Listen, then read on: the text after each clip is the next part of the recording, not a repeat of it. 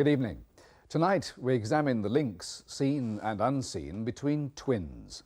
Chang and Eng were the original Siamese twins. They were born in 1811, and although they were never actually separated, they led active lives. They married two American sisters and ran two family homes, spending a few days in each. One had 10 children, the other 12. Chang took to drink and Eng had to share the hangovers. They were joined together by a fibrous band at the chest. Nowadays, they could easily have been separated. But is there another link between identical twins? A telepathic link that can never be broken. Welcome to Twinsburg, 1995.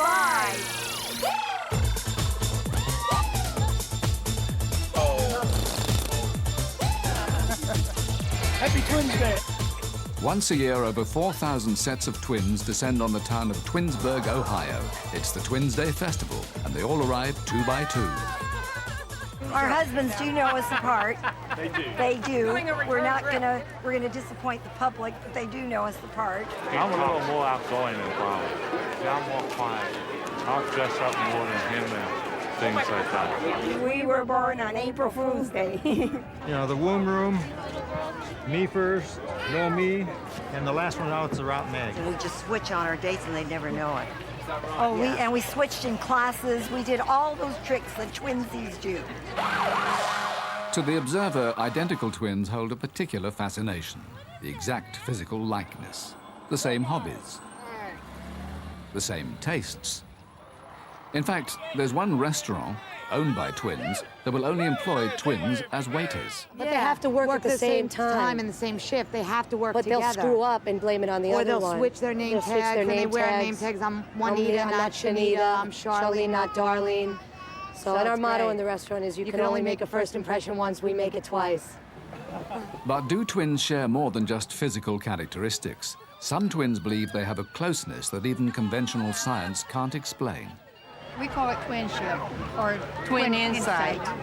We've experienced it several times. We've been tested to have a high degree of ESP among each one of us. One of the most outstanding one that we've had was when I was in a car accident. And I was able to direct help to her without knowing where she was. I was visualizing it in my mind as it was happening. There will be times that I'll answer the telephone and say, Jeff, what do you want? And I'm not sure it's him, but I can tell by the ring or something that it's Jeff. I mean, it's amazing. My first baby, she was down the shore, vacationing, and she wasn't due yet. I wasn't due for the baby. She gets up in the morning at 7:30, which she doesn't do on vacation at all. Never. And I couldn't walk. I could not get out of bed. I got out of bed and fell on the floor. Well, I was with my older sister, and she's like, what's with you? And I go, must have been a bad mattress. Now I'm walking like this. Now we call. I go, something's wrong. So we call her husband, and he goes, Jill had the baby. I'm like, she didn't have the baby, she's not due yet. And he goes, yes, she did. And she never told me this story. She felt my labor pains. Yeah. Never told me this story. Now, the second time I got pregnant, I said, I'm pregnant. And she looked at me and she goes, not again. For identical twins, this is the moment of creation. The egg splits and two separate fetuses begin to form. Two individuals, but with identical sets of genes. Science maintains that at the moment of separation, all links with the other half are broken. But does an invisible connection remain? Dr. Susan Blackmore, who has studied twin behavior, remains unconvinced by tales of twin telepathy. If they're identical twins, they are genetically the same. So their brains are much more similar than most pairs of people's brains would be. And so they think in similar ways. Then there are all the things where twins are brought up together in their own background. And all these things can lead to what appear like the most extraordinary coincidences, but actually they spring from their lives together. But what if twins had never lived together? What if they were separated at birth? It's from this group that some of the most incredible stories have emerged. On the 19th of August, 1939, a woman gave birth to identical twin boys in Bradford, Ohio. Due to family pressure, she was unable to keep them, and she agreed to put them both up for adoption.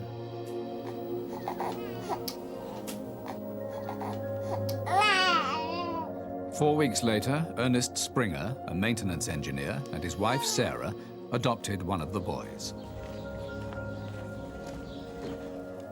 2 weeks after that, Jess Lewis, a boilerman, and his wife Lucille took the other child away.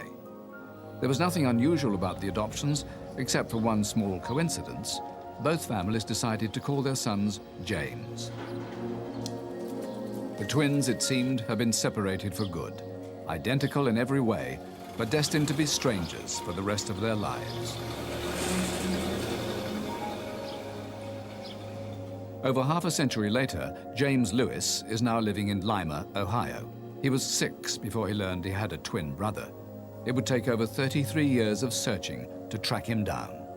I took the adoption papers to court where the adoption took place, and I told the judge what I wanted to do. And he said, well, I'll see what I can do for you. Jim Lewis's twin brother, Jim Springer, was also living in Ohio when he received a letter from the adoption agency. It gave him quite a shock. For 39 years, he'd believed that his twin had died at birth.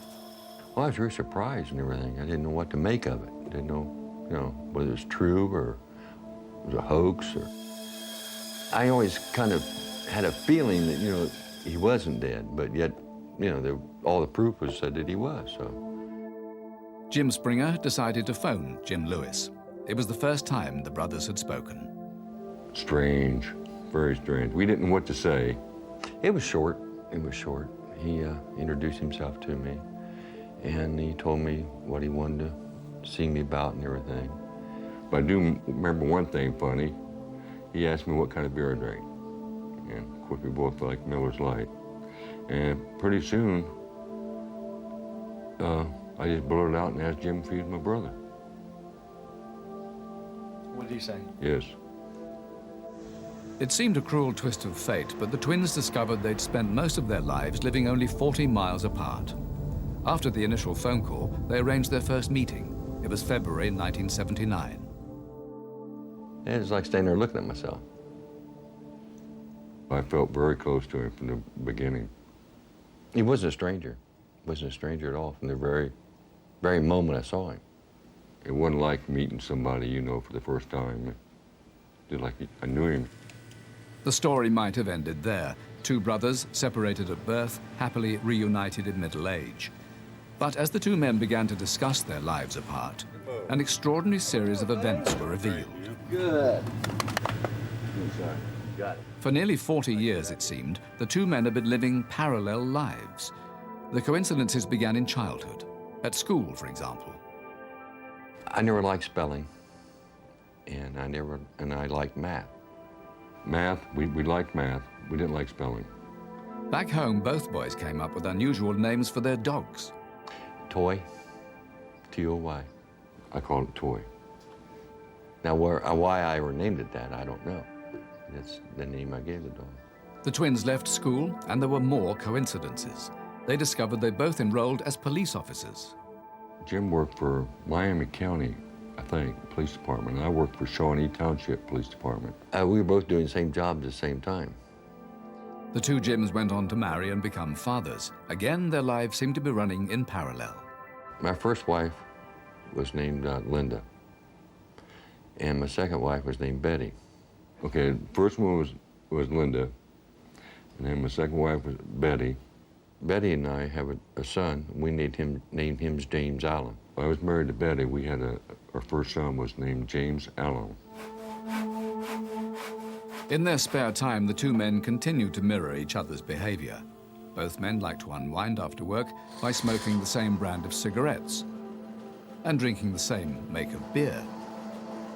They both enjoyed woodwork and built basement workshops in their houses. Outside, they had white benches built around the trunk of a tree in their gardens, where Jim Lewis's remains to this day. One of the more astonishing coincidences occurred over holiday plans. There's nothing unusual in going to Florida every year, but Florida has thousands of miles of beaches, and every year Jim Lewis and Jim Springer would go to exactly the same stretch of beach. Several times I've been to St. Petersburg Beach at a particular spot of about 1 mile long. And it's got water around it. I've got a canal on one side and of course the Gulf on the other. It was very amazing that we never ran across one another because we had vacationed there a couple times about the same time. Wives with the same names, same jobs, same hobbies, even the same holiday destination. But one of the biggest surprises came after they met. They were invited to the Minnesota Center for Twins Research, where they took a battery of tests. The results were so similar, the researchers made them take the tests again.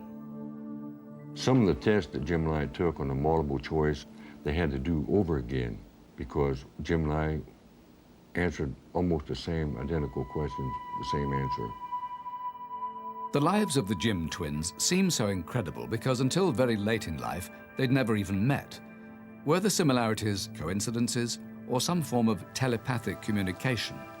Their identical genetic makeup would account for some of these similarities, but the names of their wives, sons, and even dogs? Skeptics argue that it's easy to be deceived.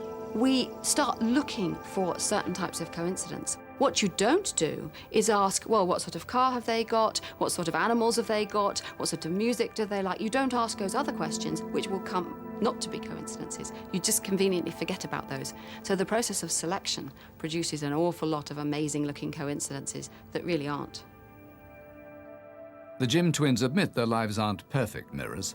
Jim Lewis divorced Betty and is now married to Sandy, while Jim Springer is still married to his Betty. There is a joke about that. My wife's very afraid I'll meet a woman named Sandy one of these days. But can the twins' story really be put down to a quirk of fate, a series of bizarre coincidences? The chance happenings in the twins' lives seem so unbelievable and so numerous that it's hard not to consider another possibility, that the two men were never completely separated back in 1939 and somehow maintained a telepathic link for the rest of their lives. Researchers have now studied the lives of hundreds of identical twins who were separated at birth, but none of them can match the astonishing series of coincidences shown by the Jim twins.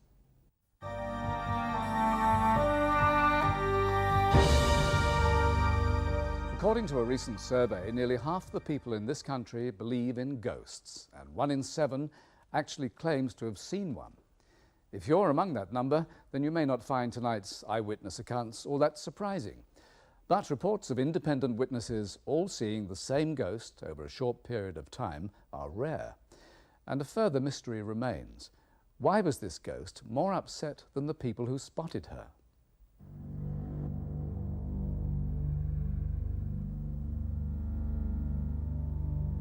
Flitwick Manor has stood in the heart of the Bedfordshire countryside for 300 years.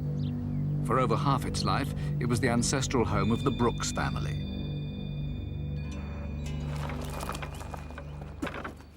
But at the end of last year, builders moved in to renovate the manor. It's now a hotel. They stumbled upon a secret room in the roof, which had lain undisturbed for decades. We came up to start work on the roof and started to remove the tiles and then remove the brickwork. We found a small doorway.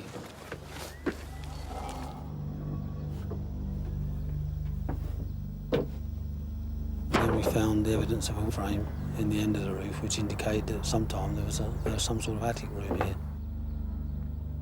After that, things started to happen at Flitwick Manor. Just 3 days later, the hotel received an odd complaint from a departing guest. As a hotel receptionist, I have had some odd complaints, but I have to say that I've never had a complaint like this before. Everything all right for you, sir? No, not really. Why? What happened? I think I had a visitor during the night. Something or someone. I don't know what happened. I just know I never want to stay in that room again. I'm sorry you had an uncomfortable night. Can I get someone to help you with those No, bags? it's all right. Thank you very much. Bye-bye. He seemed slightly nervous then. I didn't really know quite what to say and basically didn't really take a lot of notice of it. But from then on, various members of staff began to notice that something had changed at Flitwick Manor. Sonia Banks, the hotel manager, was staying on the 2nd floor one night. I had just locked up the hotel and I was retiring to room 8.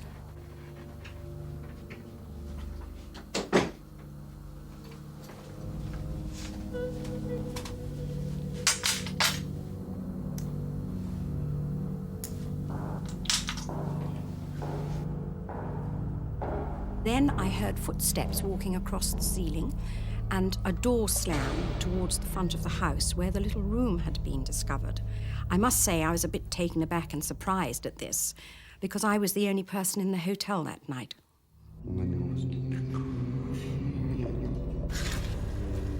Sonia is not the only person to have experienced a presence of some kind. Chef Duncan Poyser also had to sleep at the hotel one night. His bedroom was also on the second floor. I retired to bed at about 1 o'clock. Just lay on my back, gently drifting. When I tried to turn, I couldn't move the bottoms of my legs. It was as if someone or something was sitting on them, but there was no one there. Tried again a second time. The third time was as if the weight lifted up. I was a little bit shocked and startled. It was just a really strange experience, really strange feeling. So what could possibly be happening at Flitwick Manor? The first paranormal activity came within days of the opening up of the hidden attic room. Had the builders released something, some spirit, which was now returning to its old haunting ground? Come on. One clue may lie with this man. John Lyle is the last direct descendant of the Brooks family to have lived at Flitwick. He's now retired to his farm in Wiltshire, but 50 years ago, John spent his childhood at the manor.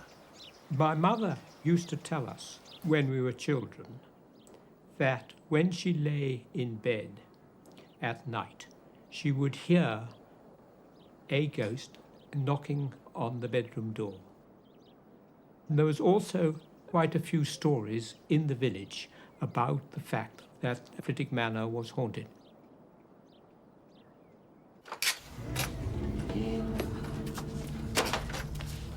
Those stories have been forgotten in recent times, until the hurried departure of that hotel guest. John Hines will never forget his stay at Flitwick Manor.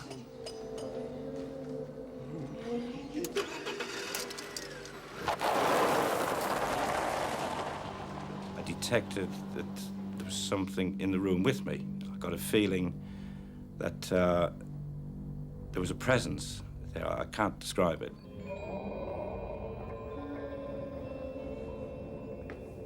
John Hines had checked into his room at Flitwick following a business conference. He went to bed around 1 a.m.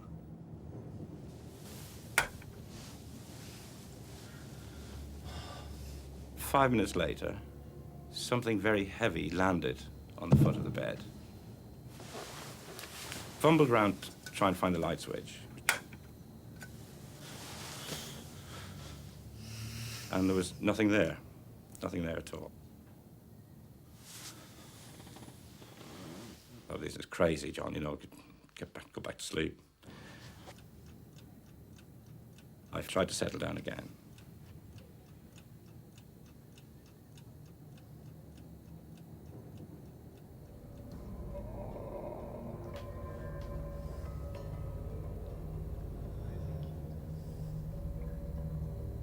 A few minutes later, there's a shuffling at the bottom of the bed. There was a silhouette of a person actually sitting at the foot of the bed. I froze. I was petrified. Who are you? What do you want? No response from her. She just sat there gazing out towards the window. John spent the rest of the night awake, a grown man too scared to turn the lights off. I consider myself to be a very skeptical person, and I really can't believe that it was a ghost that I saw. But I've no other explanation for it. Is there anything in the history of Flitwick Manor which might explain the apparition? Richard Morgan is another descendant of the Brooks family who lived there throughout the 19th century. He has made a detailed study of his family's history. The first of the family to live here, John Thomas Brooks, kept a diary, and that describes the life here. It's quite clear that the most important event, as far as their diarist was concerned, was the death of a much-loved only daughter, Mary Ann Brooks, who was only 26. This is the entry for the 20th of September, 1848. I sat by her dying bed, watching her with the most intense earnestness and misery. And at 7 o'clock, her breathing having gradually become weaker and weaker, she gently drew her last breath on earth. They were all very shocked when the daughter died. It was clearly a terrible shock to them all. And I think the mother in particular one must pick out as being a tragic figure. She outlived her husband by 20 years. She died aged 86 of senile decay, and I think one has to say that she is rather a sad figure. Could this woman's personal tragedy be linked to John Hines' ghostly sighting, or the events which happened the very next night?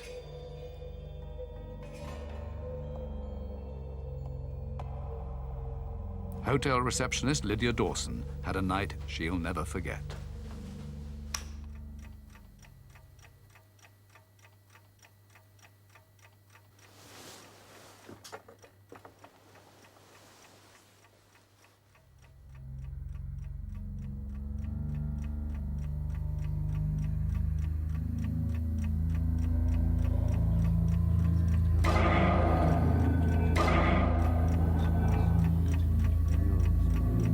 My heart was just beating so fast. And I was just begging that she'd go away.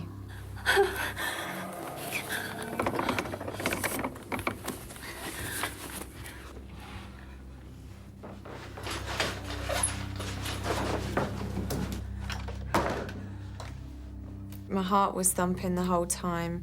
I'd just never seen anything like it. I came back into the room. I found that all the lights were on, and I know I hadn't actually put them on myself. I think the reason that I was actually so upset was I sensed that she was crying, so she was upset, which was then causing me to feel upset.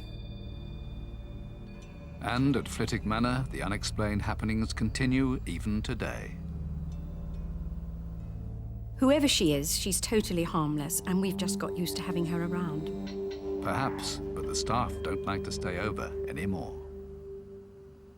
Things have now quietened down at the manor, but it just goes to show you ought to think twice before getting the builders in. I'll be back next week with a special edition of Strange But True. Until then, good night.